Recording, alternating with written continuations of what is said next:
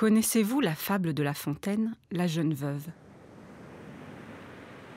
Un jour d'été, à la cour d'assises de l'Hérault, j'en note les premiers vers. Sur les ailes du temps, la tristesse s'envole. Le temps ramène les plaisirs. Entre la veuve d'une année et la veuve d'une journée. La différence est grande. On ne croirait jamais que ce fût la même personne.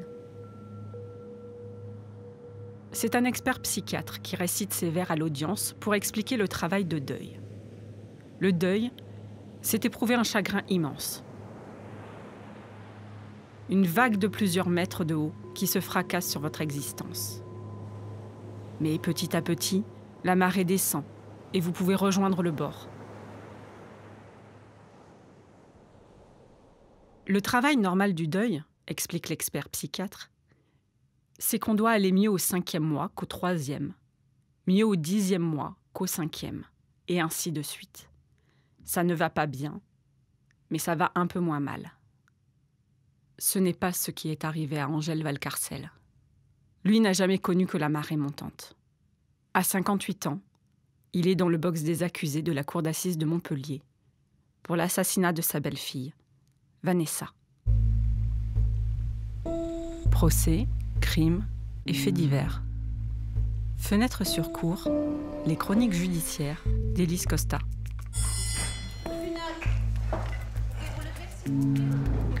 Saison 3. Angèle Valcarcel est née à Barcelone, à l'été 1960. On lui a donné le nom de son grand-père paternel, mort fusillé durant la guerre civile espagnole. Quand il était enfant, son père, menuisier ébéniste, a décidé de s'installer en France, avec toute sa famille.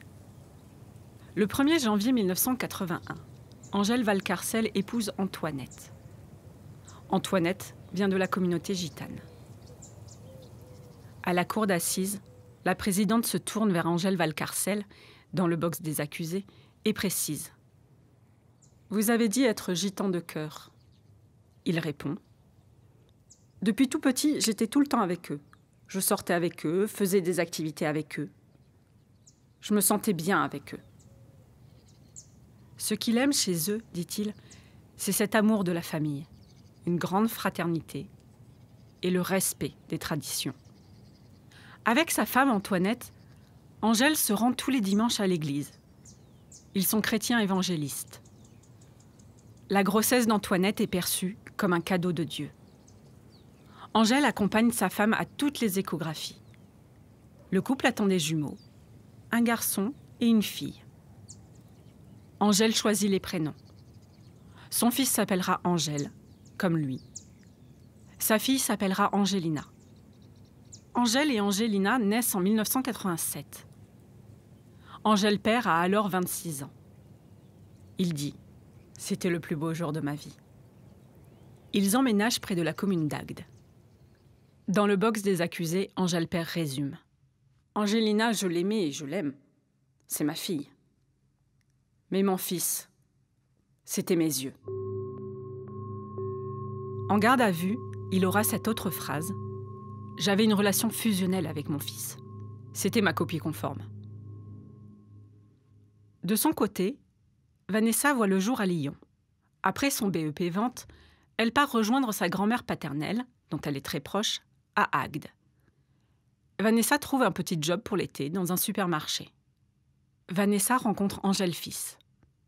Elle a alors 17 ans, lui 18. Ensemble, Vanessa et Angèle auront 2 garçons. Seulement, les personnes entendues à la barre déclarent « Le couple connaît des hauts et des bas. » Il y a la jalousie et les coups de poing dans les murs de l'appartement, dans des accès de rage. Il y a l'alcool et la drogue aussi. Angèle fils boit trop, flambe son salaire en cocaïne. Un soir, Vanessa en parle à son beau-père. Angèle père s'énerve. « C'est de ta faute s'il consomme cette merde. » Pourquoi s'en prend-il à elle, alors qu'elle ne se drogue pas? Face à la cour, il expose sa logique. « Je voulais un peu la responsabiliser. » Vanessa essaie de parler à son compagnon. Et la seule chose qui change, c'est le nombre de trous dans le mur, laissés par les coups de poing. Le petit frère de Vanessa s'inquiète, pour les disputes et pour le reste. À la barre, il témoigne. « Je suis le seul à le dire, mais Angèle n'allait pas bien. Il ne faisait plus la fête comme d'habitude. Il n'était pas joyeux. Angèle disparaît toute la journée, ne va pas travailler. Des témoins se souviennent qu'il pouvait prendre de la cocaïne en plein milieu de l'après-midi. En discothèque avec ses cousins, Angèle fils tient des propos bizarres. Il dit qu'il va tuer 2 ou 3 personnes et qu'il sortira de prison à 47 ans. Le lendemain, il rend visite à son père. Angèle Valcarcel se souvient avoir trouvé son fils très énervé, très excité ce soir-là. Son fils lui avoue ne pas avoir dormi depuis 48 heures. Il dit qu'il veut quitter Vanessa. Il dit qu'elle veut partir avec les enfants à Lyon. Il veut la tuer, elle et ses parents. Il en est convaincu. La famille de Vanessa ne l'a jamais aimé, parce qu'il est gitan. Angèle le raisonne. Son fils lui dit au revoir et part dans la nuit. Quelques heures plus tard, Vanessa se lève. Elle doit se préparer pour conduire les garçons au centre aéré. Elle voit le t-shirt d'Angèle plié sur la table, puis elle le voit lui, en caleçon, assis dans le dressing. Elle pense qu'il s'est endormi là, trop ivre pour aller dans la chambre. Vanessa s'approche. Angèle n'est pas en train de dormir. Il s'est pendu, un foulard autour du cou. Affolée, elle ouvre la fenêtre, hurle au secours. Les pompiers arrivent, tentent de réanimer son compagnon. Quand elle réalise qu'ils ne peuvent plus rien, Vanessa pleure sans discontinuer. Il nous laisse, ses 2 enfants et moi. Angèle n'a pas laissé de lettre. La présidente de la cour d'assises demande à Angèle Valcarcel « Vous n'avez jamais cru au suicide de votre fils ?» Angèle père répond « Je ne sais pas. Je ne sais toujours pas. » À côté des policiers et des pompiers appelés dans l'appartement de Vanessa et Angèle, la famille et les cousins se réunissent autour du corps. Angèle père croit entendre un inspecteur dire « Pour nous, il y a quelqu'un qui a étranglé votre fils. » On parle de réaliser une autopsie. Un membre de la famille souffle à Angèle père « Le corps, on n'y touche pas. » Le corps est emmené dans la maison de ses parents. Le petit frère de Vanessa se souvient alors de la veillée funèbre et de la rumeur qui gronde. Il entend ces paroles « Angèle, il n'aurait pas fait ça. Chez nous, on ne fait pas ça. S'il avait dû faire quelque chose, il aurait pris une voiture pour aller droit dans le mur. » Angèle Valcarcel et sa femme, Antoinette, attendent le pasteur. Parce que c'est un suicide, le pasteur leur dit « Je ne peux pas prier pour votre fils. Je ne peux prier que pour vous. » Antoinette s'enferme alors dans la chambre et prie, elle, de toutes ses forces, pour que Dieu prenne son fils. Pas de lettre d'adieu, pas d'autopsie et pas de prière. Juste des rumeurs auxquelles on se rattache. Sur les écrans de la cour d'assises, le psychiatre lève le nez de ses notes et dit « Perdre un fils de 26 ans est sûrement l'un des deuils les plus difficiles à supporter. Tout comme la mort par suicide. Les proches se retrouvent niés dans la mort. L'expert précise que cela revient à dire « Tu ne pouvais rien pour moi » et ajoute « Pour un parent, c'est difficile à accepter. » Après le décès de son fils, Angèle Valcarcel commence à ressentir des douleurs à l'abdomen. Il pense que c'est le café. En réalité, il a un ulcère, perforé.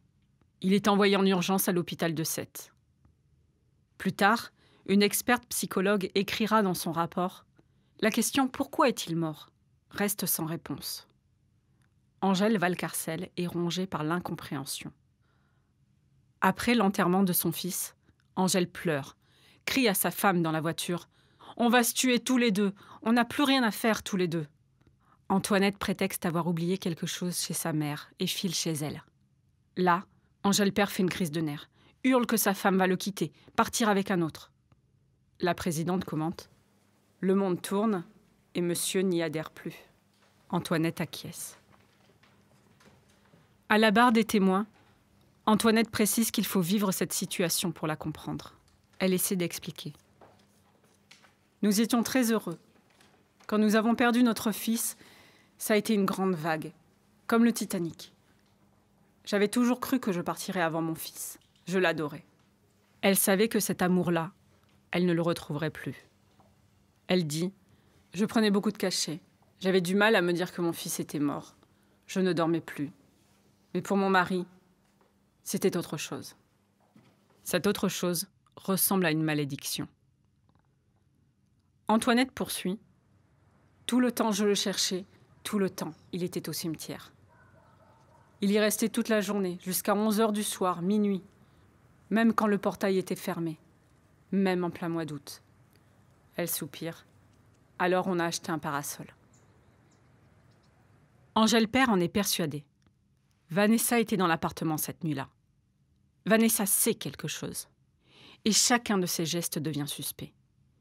Il la voit sortir avec ses enfants, les emmener au parc, faire ses courses en ville, entrer chez les commerçants.